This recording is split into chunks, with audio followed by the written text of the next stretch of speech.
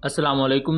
Welcome to इमरात। दोस्तों, दो अहम टॉपिक्स पर बात करने जा रहे हैं। पहला बात करेंगे कि तुर्किया की इस्तांबुल पोर्ट जो है वहां से पाकिस्तान की पहली मिलजम क्लास कॉर्वेट, जिसे हम बाबर क्लास कॉर्वेट कहते हैं, वो पाकिस्तान की तरफ रवाना हो चुकी है। लेकिन यहाँ हैरानी की बात यह है कि अभी तक इस पर वेपन्स इंटीग्रेटेड नहीं है।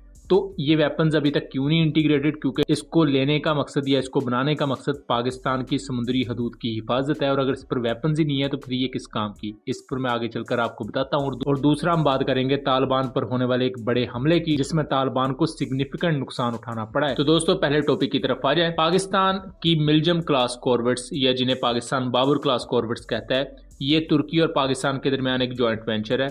इनमें से दो कॉर्वेट्स तुर्किया बना के देगा पाकिस्तान को, जबकि दो को पाकिस्तान ट्रांसफर ऑफ टेक्नोलॉजी के तहत Karachi shipyard and engineering works में बनाएगा। इन चार कॉर्वेट्स में से ऑलमोस्ट चारों इस वक्त बन रही हैं। जो पहली दो हैं वो ऑलमोस्ट बन चुकी हैं।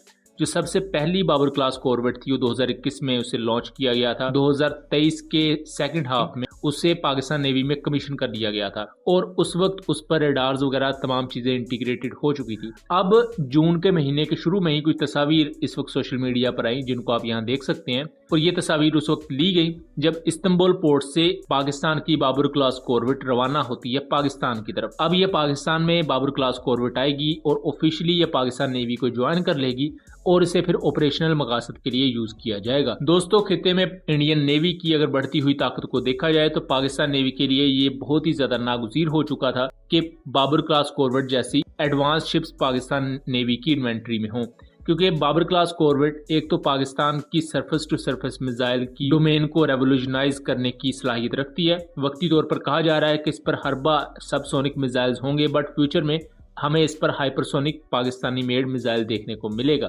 उसके साथ साथ ये पाकिस्तान नेवी के एयर डिफेंस सिस्टम में एक पोटेंट मिसाइल लेकर आ रही है, जिसे एल्बेट्रोस एनजी या कैम ईआर कहा जाता है, जो कि 45 किलोमीटर की रेंज रखता है, और अपनी एक्यूरेसी के लिहाज से और अपने दूसरे एंटी जैम कैपेबिलिटी के लिहाज से दुनिया में वर्ल्ड क्लास माना। लेकिन दोस्तों, यहाँ एक बहुत अहम चीज है कि अभी जो ये बाबर क्लास कॉर्वेट पाकिस्तान आ रही है, इस पर किसी भी किस्म के वेपन्स हैं ही नहीं। और ये काफी ज्यादा आपको शॉकिंग लगेगा कि अगर ये कॉर्वेट हम पाकिस्तानी समुद्री हदूद की हिफाजत के लिए ले रहे हैं और उस पर वेपन्स ही नहीं है, तो फिर फायदा क्या है? तो मैं बताता चलूं कि वेपन्स इसके पाकिस्तान में आके इंटीग्रेट किए जाएंगे। तुर्की ने इस पर रेडार, कॉम्बैट मैनेजमेंट सिस्टम और ऑनबोर्ड जितने भी सिस्टम है वो ऑलरेडी इंटीग्रेट कर दिए हैं। इसने अपने सी ट्रायल्स को कामयाबी के साथ पूरा कर लिया है, और अब पाकिस्तान में आके इस पर सरफेस टू सरफेस मिसाइल्स को और सरफेस टू एयर मिसाइल्स को इंटीग्रेट किया जाएगा। शॉर्ट टर्म में शायद ये चीज़ हमें थोड़ी सी डिले लगे, या हमें थोड़ी सी लेट लगे, या थोड़ी सी इनकन्वीनियंट लगे, बट लॉन्ग टर्म में ये चीज़ पाकिस्तान नेवी को बहुत ज़्यादा हेल्प करेगी। लॉन्ग टर्म में होगा कुछ यूँ कि अगर पाकिस्तान ने इन वेपन्स को खुद इंटीग्रेट किया होगा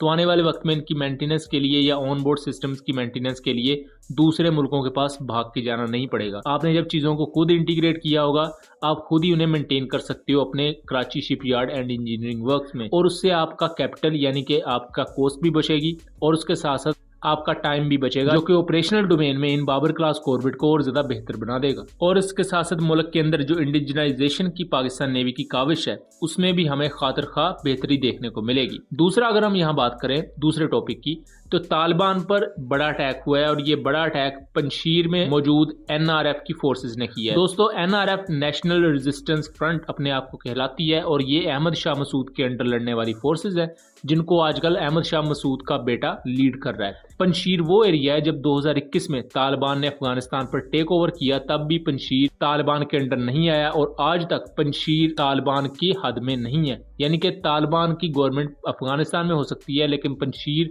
जो कि अफगानिस्तान के ऑलमोस्ट सेंटर में आ जाता है, वहां तालिबान के लिए नो गो है। और ये तंजीम एनआरएफ मल्टीपल टाइम्स अफगानिस्तान के मुख्तलिफ एरियाज में अटैक करती है, तालिबान को टारगेट करती है। अब रिसेंट उन्होंने 2 शहरों में अटैक किया है, और जो ऑफिशियल उनकी प्रेस रिलीज है वो मैं आपको दिखा रहा हूँ। इन 2 जो शहरों में अटैक किया है, पहला शहर हिरात है और दूसरा फराह का शहर है। हिरात में क्या नुकसान हुआ है इसके बारे में तो एनआरएफ ने इतना ज्यादा नहीं बताया, लेकिन फराह शहर के बारे में उन्होंने बताया है कि पासपोर्ट डेप्यूटी ऑफिसर जिसका नाम कारी अब्दुल मतीन था, उसे उन्होंने कत्ल किया है। उसके साथ साथ एक और तालिबानी फाइटर को उन्होंने मारा है। यहाँ उन्होंने एक बड़ी कार्रवाई की है, जिसमें 2 तालिबान के मेन मेंबर उन्होंने कत्ल किए। उसके साथ साथ मल्टीपल तालिबान फाइटर्स जख्मी भी हुए हैं। एनआरएफ यहाँ ये क्लेम करती है कि उनके फाइटर्स को किसी किस्म का नुकसान नहीं पहुंचा सके तालिबान, और चूंकि इन्होंने एक प्रिमिटिव स्ट्राइक की थी, इस वजह से तालिबानी फाइटर्स के पास कोई भी ऐसा चांस नहीं था कि वो इन्हें आगे से कोई नुकसान पहुंचा पाते। लेकिन यहाँ दोस्तों एक बहुत अहम चीज़ है, अफगानिस्तान के अंदर इस वक्त क्या चल रहा है, हमें सोशल मीडिया पर या तो उससे मुतल्लिक बहुत ही ज़्यादा एग्जैजरेटेड खबरें देखने को मिलती हैं, हमें ऐसी चीज़ें नहीं बताई जाती जो इन रियलिटी वहाँ हो रही हैं। अफगानिस्तान के अंदर ISKP यानी कि दाइश की बहुत ही ज़्यादा हैवी प्रेजेंस मौजूद है, और जैसा कि अब हमने पंजशीर के एरिया में देखा कि पंजशीर अफगानिस्तान के सेंटर में है, लेकिन अफगानिस्तान की हुकूमत वहाँ नहीं है।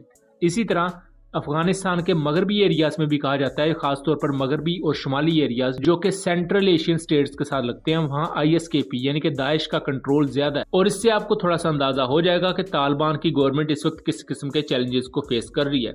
उसके साथ साथ ये पूरी सिचुएशन तमाम खित्ते के लिए भी इतनी ज्यादा खतरनाक है क्योंकि ISKP ना सिर्फ तालिबान के खिलाफ है बल्कि उसके साथ साथ वो ईरान और पाकिस्तान के खिलाफ भी कार्रवाइयां करती है। और इस दौरान NRF का इस तरह अटैक करना तालिबान पर और तालिबान को इस तरह नुकसान पहुंचाना और इतने हाई प्रोफाइल तालिबान मेंबर को कत्ल कर देना, ये बहुत ही ज्यादा खतरे की घंटी है तालिबान के। और इस तरह के अटैक तालिबान गवर्नमेंट की अपनी लेजिटिमेसी को भी खराब करेंगे और उनकी पूरी की पूरा जो एक इमेज वो अपना बनाने की कोशिश कर रहे हैं कि हमने अफगानिस्तान में एक लेजिटिमेट बॉडी के तौर पर गवर्नमेंट ली है, वो उस पूरे के पूरे इमेज को भी खराब करेंगे, जिसकी वजह से कोई दूसरे मुल्क का अफगानिस्तान को इन्वेड करना इसके चांसेस मजीद बढ़ जाएंगे, जिसका ये डायरेक्टली मतलब ये है कि पूरे के पूरे खित्ते के हालात खराब होना।